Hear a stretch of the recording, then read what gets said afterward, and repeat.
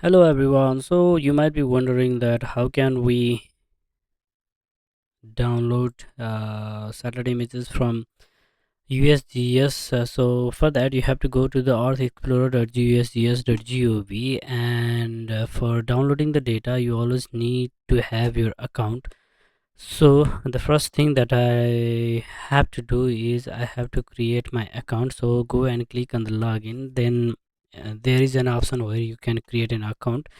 So if you already have username and password, you can directly uh, provide the information and go to the login. But currently I don't have account, so I will just go and create my account. For that I will be using providing my username Geomatics Nepal. Okay, for now I'm just using this username. I will provide the passport.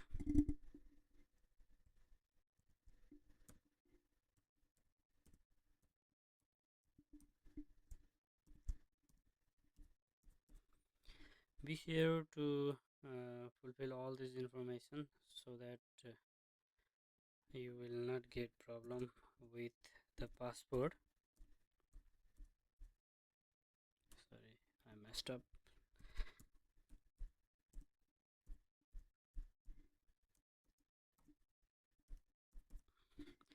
Okay, it is set. Now just click on I am not robot. Okay, and now continue.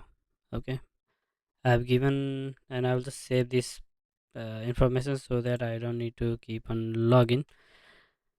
So here is the main important thing, that you have to fill all the details to get the free access to the datasets, and you have to fill all this information. And after you fill and submit this information to the USGS, then they will verify the documents. I mean, like verify the system, like whether information is correctly coming or not, and they will finally allow you to download the data. So what you have to do is you just have to go and read all the information. So it is uses questionnaire. So in what sector do you work, for example, like I'm a student, so I will just select academic institution. Okay. Are you working on behalf of US federal agency? No. uh, Sorry, is there like any education kind of thing, non-profit organization and so on? Okay, it is just academic. Okay, that's fine.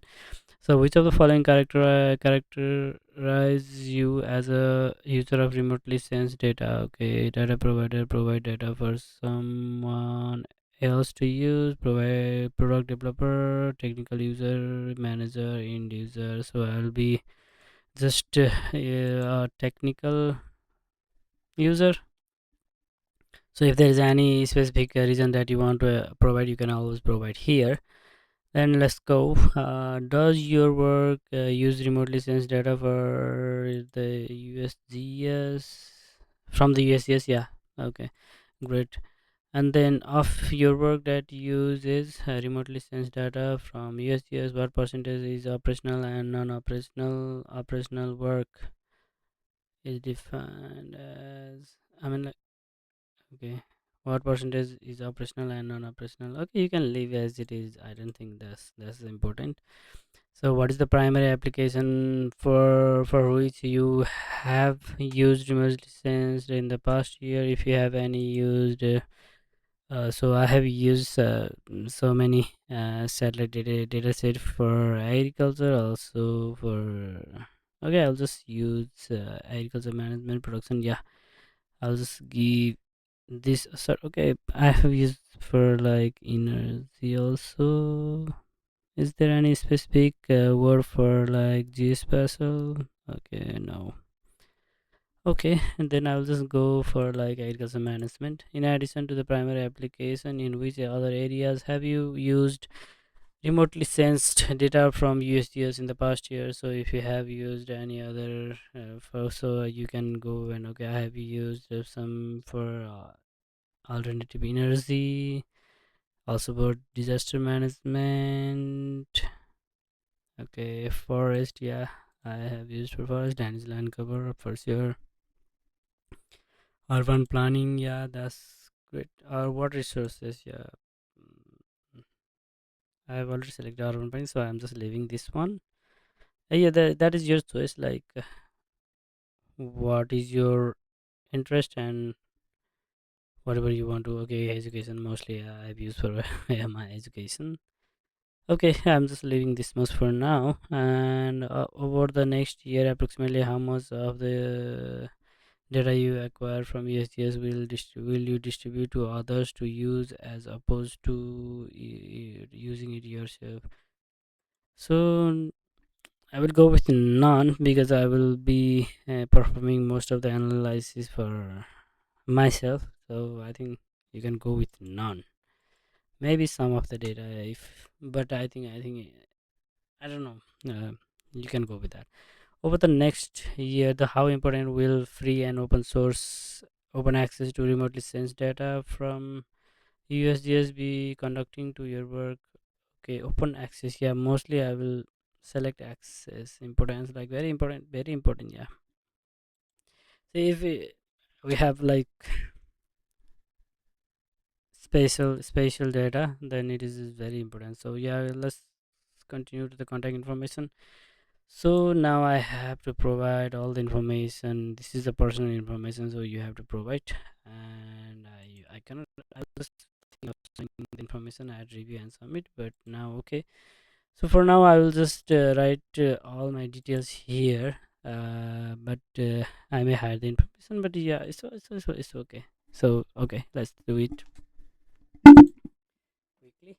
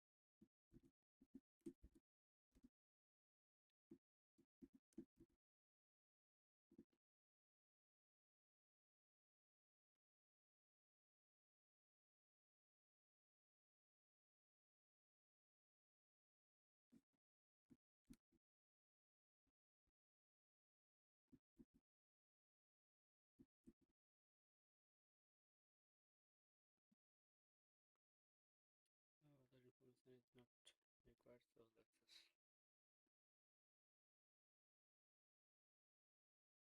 is corrected. What is the problem? Is there any information missing?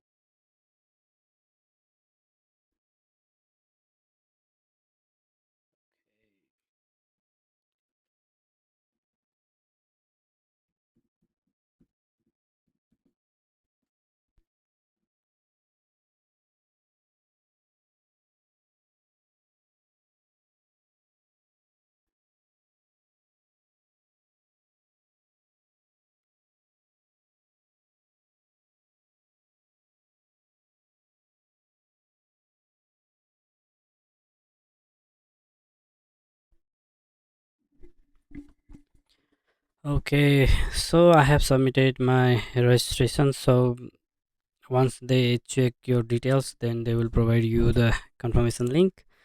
And keep on looking at the confirmation link because once you get the confirmation link, you have to be sure that it should be activated within 5 days. Okay. Okay. So I have received the email from the USGS. So there is like link that I have sent for the confirmation. To complete the registration process, you must click the link below to confirm and activate your account, right? So go and click here, and I'm just okay, enter your username. So this is my username, and Registration confirmation. Enter username to confirm your account. If you have forgotten your username, please refer to your confirmation email. Note the confirmation link may expire the valid. Okay, so you just have to submit. Okay, great. User successfully confirmed. Now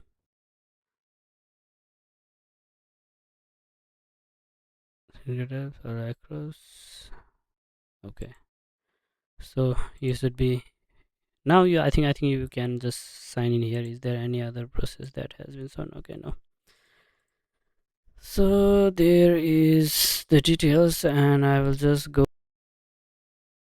Okay, you're logged in. Great. So this is how you can create your account and you can log in. Now I think the video is extremely long, so I will be continuing the video on how to download the data, and I will be continuing in the second part. Thank you so much for looking till the end, and please continue with the second video and learn more.